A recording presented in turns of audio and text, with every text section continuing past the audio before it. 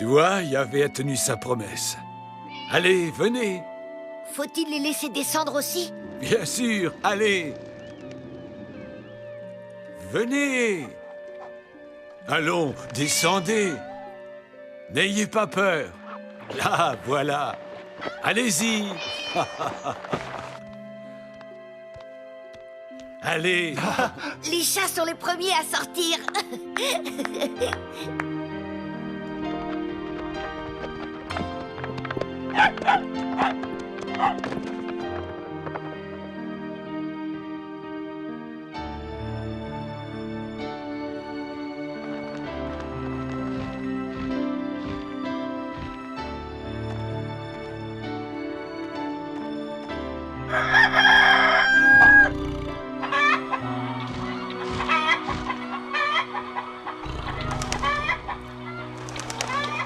Est-ce que les tigres vont redevenir féroces maintenant? En sortant de l'arche, les fauves redeviendront les fauves, selon leur nature, comme Dieu les a créés.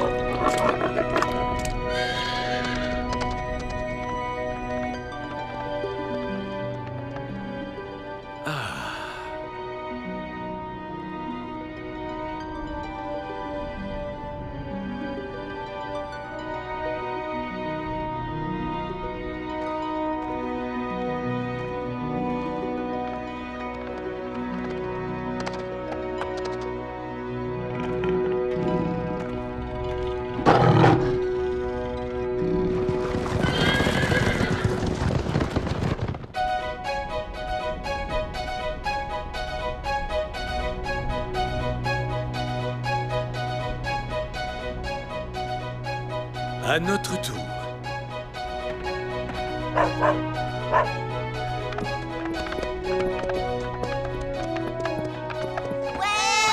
Oh, oh.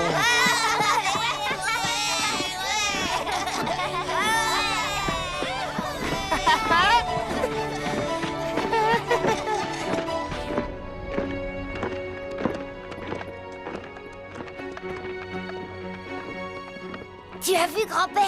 Tout est redevenu comme avant.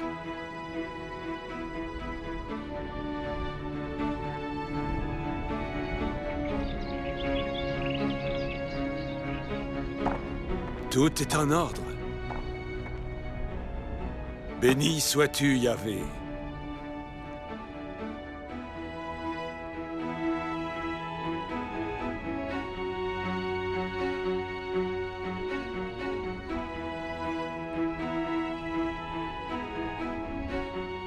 Rassemble tout le monde, Abel. Appelle-les.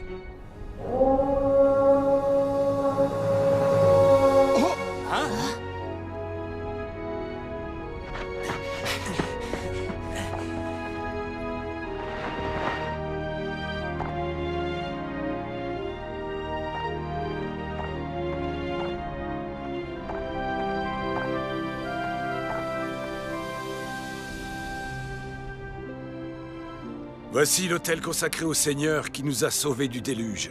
Ici, nous lui offrirons des sacrifices afin qu'il ne nous abandonne plus jamais. Père, si nous péchons, Dieu nous fera-t-il à nouveau sentir sa colère? Non, mon fils, si tu as péché, tu n'auras plus rien à craindre. N'aie crainte, Noé, mon fidèle serviteur.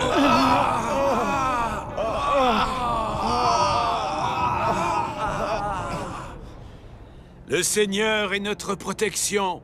Je ne maudirai plus jamais la terre à cause de l'homme.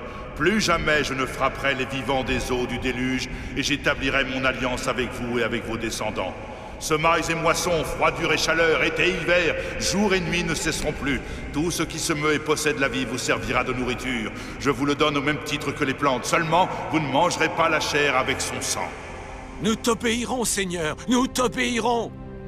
Mais attention, je demanderai compte du sang de chacun d'entre vous. Je demanderai compte à chacun de sa vie et à chacun de la vie de son frère. Car c'est à l'image de Dieu que Dieu a créé l'homme. Je ferai apparaître l'arc-en-ciel dans les nuages. C'est le signe de l'alliance que j'institue entre moi et vous. Béni sois-tu, ô Seigneur, tu es notre protection et notre force. Alléluia. Alléluia.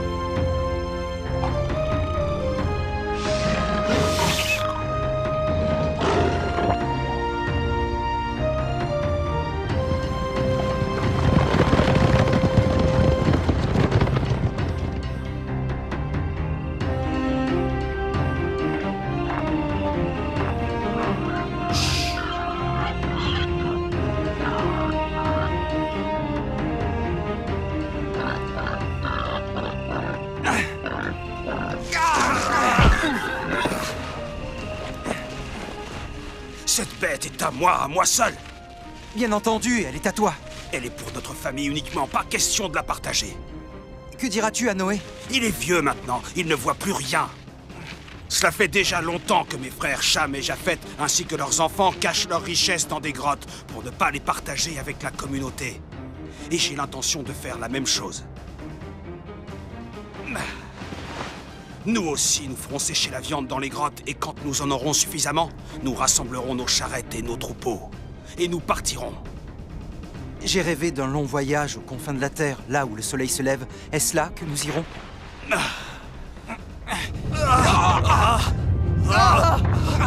Nous ne pouvons rien y faire. La Terre est en train d'exploser, c'est la colère de Dieu. Yahvé l'a promis. Il a promis qu'il ne frapperait plus jamais l'homme sur la Terre. Regarde.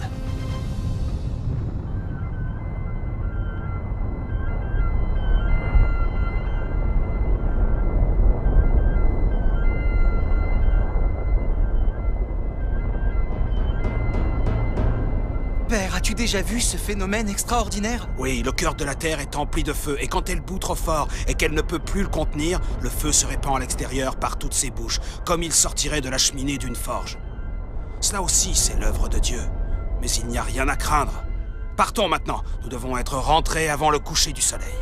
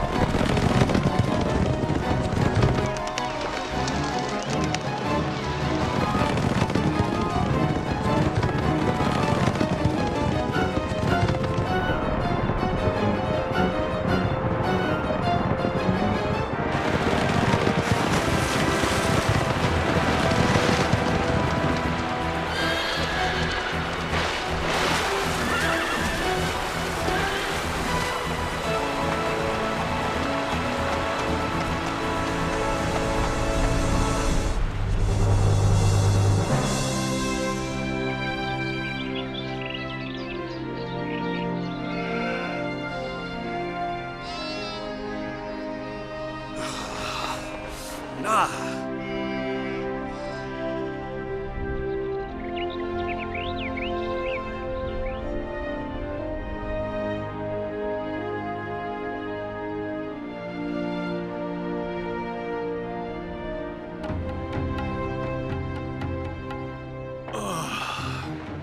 Il faut boire, il fait très chaud.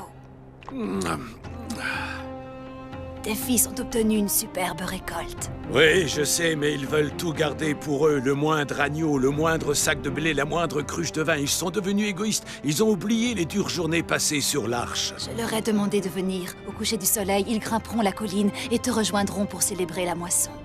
Ils la célébreront avec mon vin. Cham gardera pour lui tout ce qu'il aura produit. Le moment est venu pour chacun d'entre eux de partir avec sa famille afin de peupler la terre comme nous l'a ordonné Dieu. Tu veux dire que nous ne les reverrons plus jamais, c'est cela? Ah, ne vois-tu pas qu'ils se querellent chaque jour un peu plus? Je leur parlerai ce soir. Non, pas ce soir. Attends que la fête soit terminée. Très bien, si tu préfères, j'attendrai que la fête soit terminée.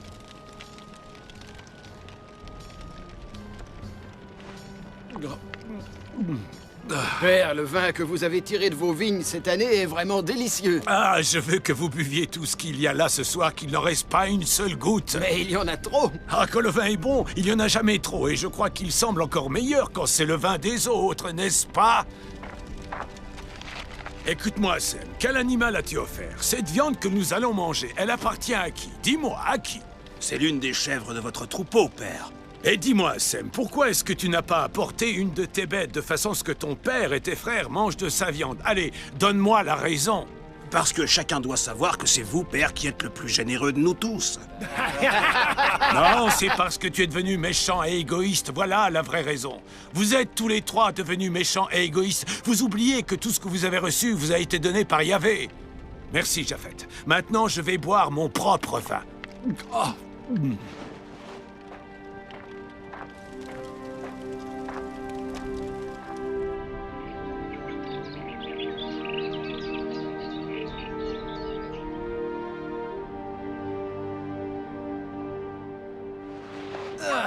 Allons réveiller notre vieux père. Il a beaucoup bu hier soir. Quelqu'un l'a-t-il vu ce matin?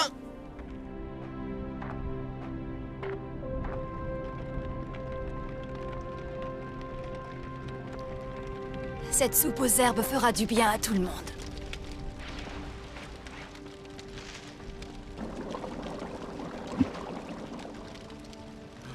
Il y a un renard. Mais avec qui est-il en train de parler? Le renard, il est rusé, mais je suis aussi rusé que lui.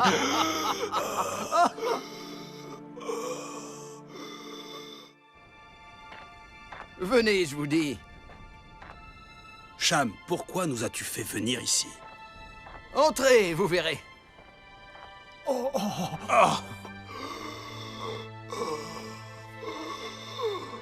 Oui, je les vois, tous les serpents du désert, je les dévore. Approchez, mes frères. Je voulais vous montrer notre père Noé entièrement nu.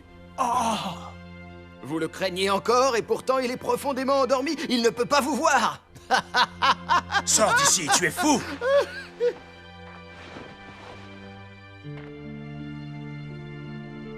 Mais pourquoi avez-vous couvert sa nudité? Vous ne comprenez donc pas qu'il s'est enivré avec son bon vin? Vous avez encore peur de lui? Mais ce n'est qu'un vieux radoteur. Et vous, vous n'êtes que deux poltrons. Comment peux-tu oser faire une chose pareille? Te moquer de ton propre père? Pourquoi tu fais ça? Arrêtez! Arrêtez! Pourquoi vous battez-vous? Cham a offensé notre père. Il nous a conduits dans la caverne pour contempler sa nudité. Arrêtez. Je suis désolé.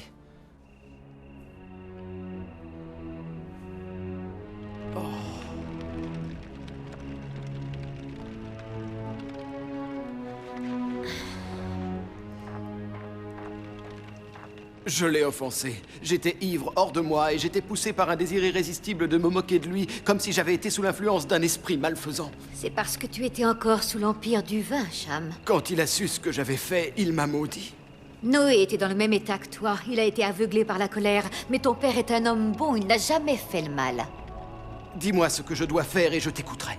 Va le voir et demande-lui de te pardonner. Tu as raison. Voilà ce que je vais faire. Je vais aller le voir à genoux et je vais le supplier de m'accorder son pardon. Et j'espère de tout cœur qu'en priant au nom de Dieu, il me l'accordera.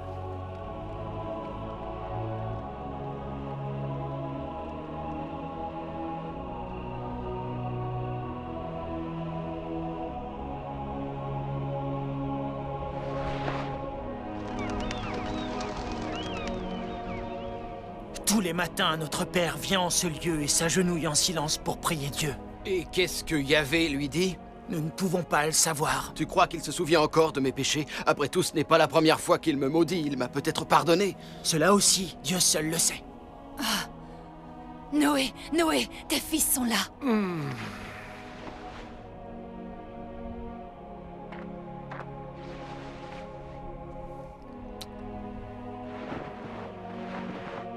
Mes fils, vous accomplirez la volonté de Dieu comme je l'ai fait pendant toute ma vie. Vous partirez loin d'ici, aux confins de la terre, et vous continuerez l'œuvre que j'ai commencée avec vous après le grand déluge.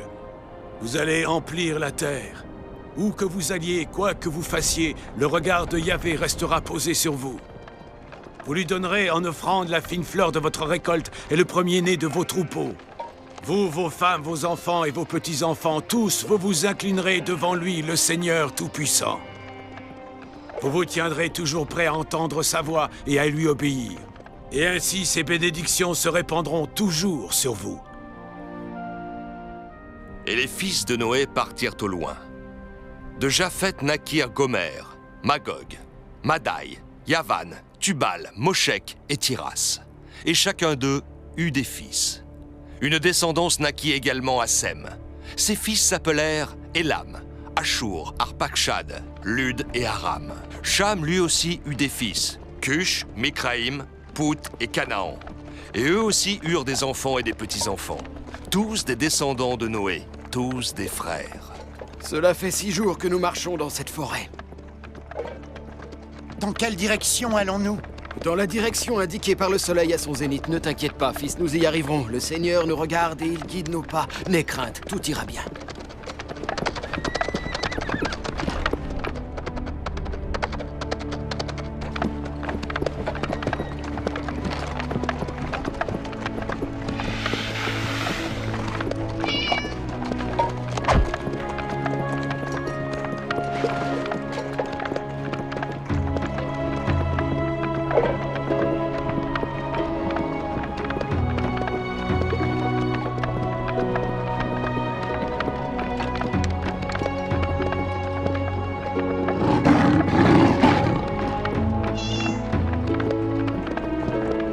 La terre que le Seigneur nous avait promise est merveilleuse. Tiens!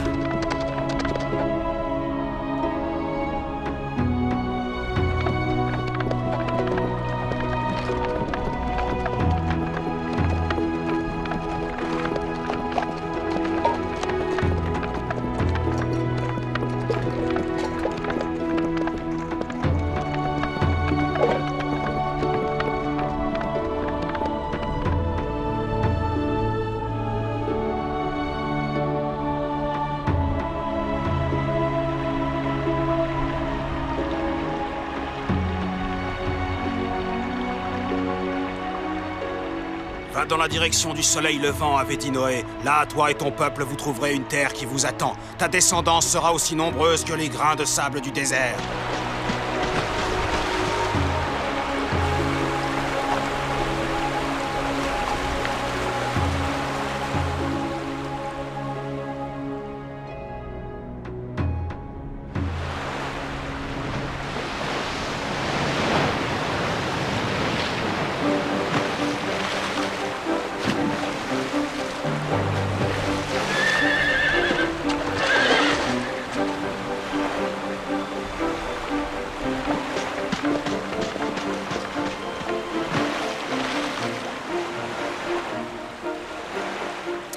Elle est salée. Ne la bois pas. Cette eau a été créée pour les poissons. Yahvé garde l'eau destinée aux hommes dans les profondeurs de la terre. Et il la fait jaillir sous forme de sources qui coulent ensuite dans les rivières.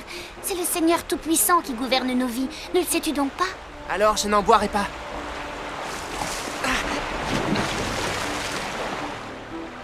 Oui, Yahvé a été fidèle à sa promesse, et sa bénédiction est sur nous. Regarde les enfants autour de toi, ils ont l'air si heureux, je suis très heureuse moi aussi. Il a guidé nos pas jusqu'à cet endroit merveilleux, en direction du soleil, comme Noé, notre père, l'avait dit. Et ici, dans cet endroit merveilleux, au pied de ces vertes collines, nous construirons une ville, notre ville, où nous vivrons tous en paix et en harmonie. Oui, femme, et ici même, sur ce rivage, nos fils construiront des bateaux qui traverseront la mer.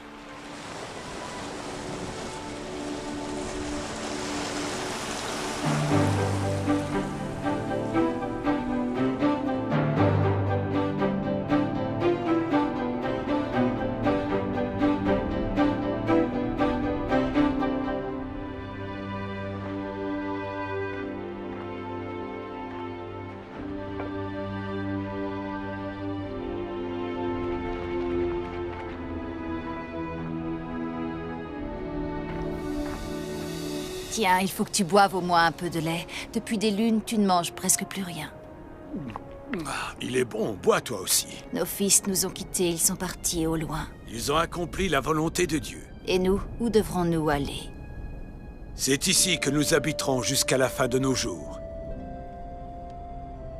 Devant ces montagnes, dans cette grotte, jusqu'à ce que Yahvé nous appelle dans ces jardins éternels, où nous pourrons enfin contempler son visage.